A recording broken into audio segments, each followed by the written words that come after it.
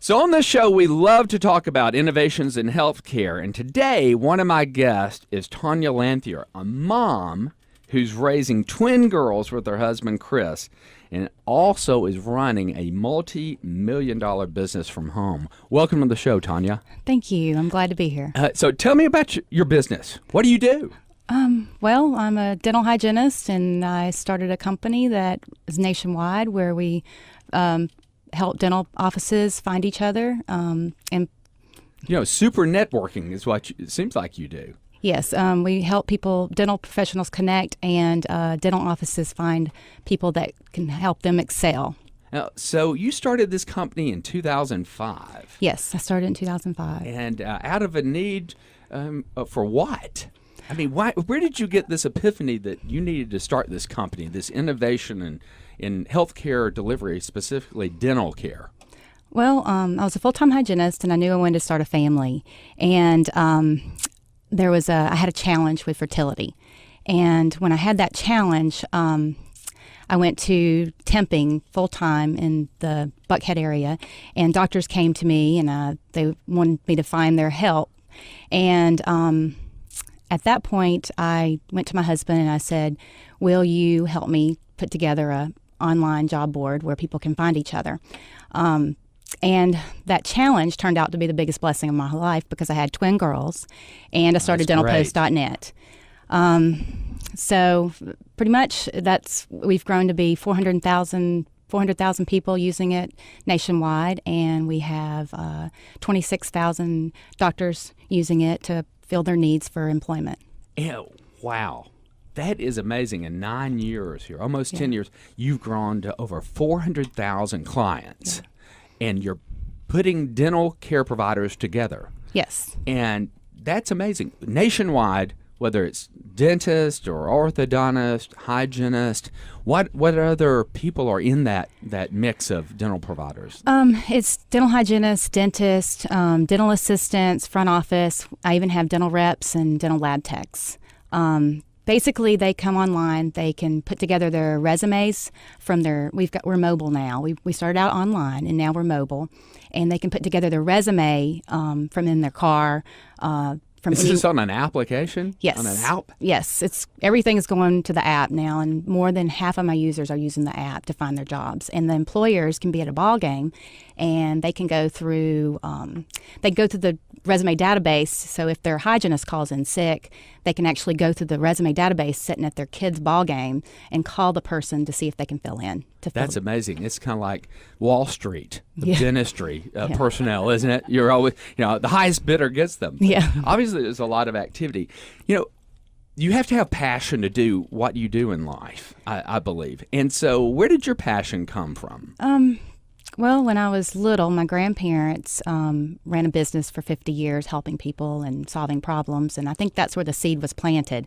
But at age 8, I knocked my tooth out. And like you took a hammer and knocked your tooth out. Yes. No. No.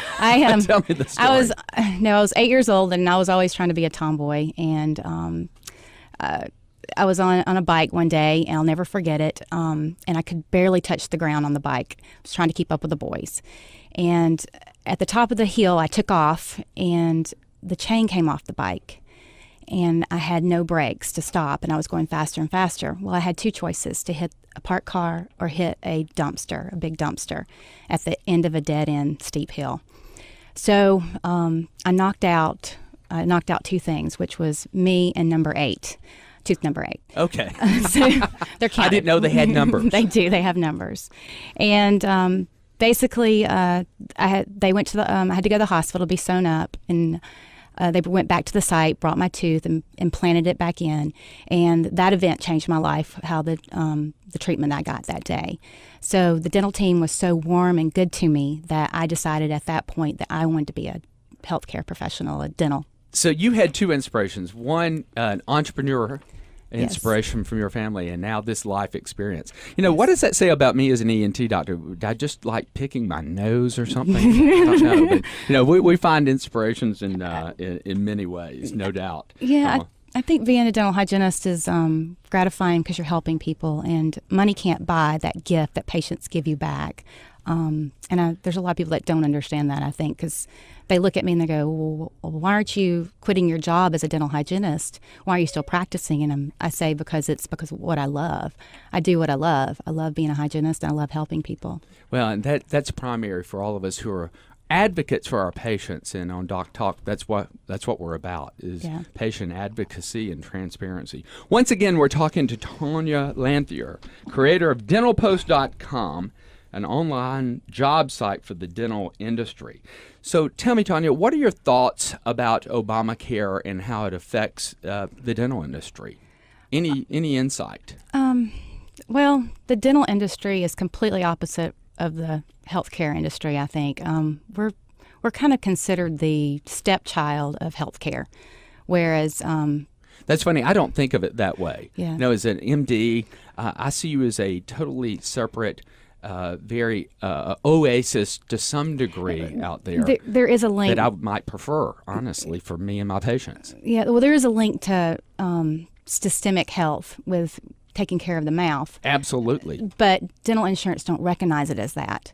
So basically, it's treated as it's orbited outside of healthcare.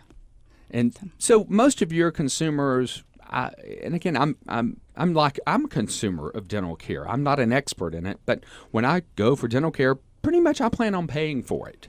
Have you seen any changes in those trends? Well, healthcare, my friend Fred Joel always says you can go to the hospital and you're playing with your chainsaw and you can cut both arms off, and at your healthcare coverage will sew both arms back on. Yeah. Whereas your well, they'll help. That's right. It helps health insurance. That's right. Whereas if you go and you are playing with your chainsaw again and you're comparing it to dental health care and you cut all your 5 fingers off, dental health care or dental care insurance will say we're going to attach your index finger, and then next week we may attach your thumb, and maybe 5 years down the road we may attach the rest of your fingers on. Okay, that's a great analogy. My friend Fred Joel, 1-800-DENTIST, he's came up with that analogy. Right. It's a good one. And speaking of that, I said dentalpost.com, but it's dentalpost.net. .net is your website. I bought .net, and then I ended up buying .com for a lot more than I paid for .net. But being the entrepreneur that you are. Later on down the line. I've got to learn from you. This is great. I love this. I love this. Listen, I want to talk to you about this. You're following another Georgian, Atlantan as well. You've had some experience on Necker Island.